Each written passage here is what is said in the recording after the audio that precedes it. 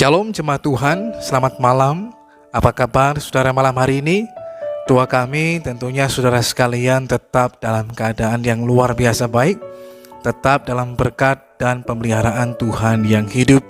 Puji Tuhan, saat teduh malam hari ini berjudul mengatasi penolakan. Dalam Injil Markus pasal yang ke-6 ayat yang pertama sampai dengan ayat yang ke-6, pada kisah tersebut kita dapat melihat bahwa Tuhan Yesus ditolak di Nazaret, kota di mana ia dibesarkan. Yesus ditolak bukan karena telah melakukan hal-hal yang jahat ataupun buruk, tetapi karena ia sekalipun seorang tukang kayu, namun pengajaran dan mujizat dilakukannya sangat menakjubkan. Aneh memang, orang-orang bukan melihat prestasi yang Yesus lakukan, tetapi mereka lebih melihat dan menyoroti latar belakang kehidupannya. Apa yang terjadi pada Yesus juga dapat terjadi dalam kehidupan setiap kita. Sebenarnya kita mempunyai bakat, talenta yang bagus, namun karena kita berasal dari desa yang kecil, dari keluarga yang miskin dan sederhana, dari suku minoritas, dari orang yang tidak mengenyam pendidikan yang tinggi, tidak memiliki titel, maka kita tidak berani melangkah maju karena orang-orang di sekeliling kita tidak mau menerima dan mengakui kenyataan bahwa kita mampu berkarya sama baiknya dengan orang lain. Penolakan ini menyebabkan rasa ketidakberdayaan dan rasa tidak diterima yang seolah-olah menjadi pembatas dan penghambat bagi kita untuk mengalami kemajuan dalam hidup ini. Mari lihatlah bagaimana Yesus mengatasi penolakan yang dihadapinya. Ia sama sekali tidak menjadi terpuruk karena ditolak. Ia tetap melakukan apa yang harus ia lakukan. Dia tidak mundur, walaupun memang hasilnya tidak terlalu signifikan. Bahkan Yesus merasa heran atas ketidakpercayaan mereka. Lalu bagaimana cara Yesus mengatasi penolakan? Ini yang kita perlu belajar darinya, supaya ketika dalam kehidupan kita mengalami penolakan, kita dapat mengatasinya dengan baik, membuat kita tidak menjadi terpuruk ataupun mundur, tetapi kita tetap melangkah maju menuju pada tujuan yang Tuhan kehendaki. Yang pertama, cara kita mengatasi penolakan adalah dengan mengetahui tentang siapa kita di dalam Tuhan. Yesus tahu siapa dia dan untuk apa dia diutus ke dunia ini. Itu sebabnya sekalipun ada orang-orang yang meragukan, bahkan tidak percaya akan kemesiasannya, ia tetap menjalankan tugas-tugasnya. Sangat penting untuk mengetahui dan memegang erat identitas kita dalam Tuhan. Kita adalah anak-anak Tuhan yang telah ditebus oleh darah Kristus. Kita berharga di mata Tuhan.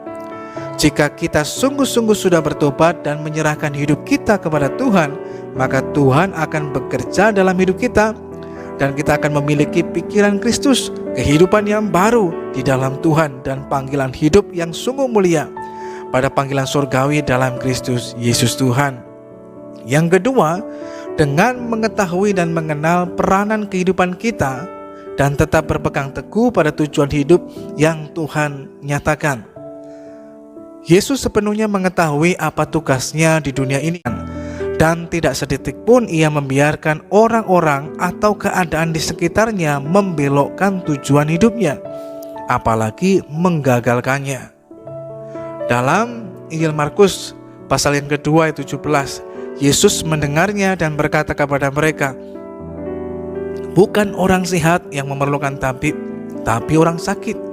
Aku datang bukan untuk memanggil orang benar, melainkan orang berdosa."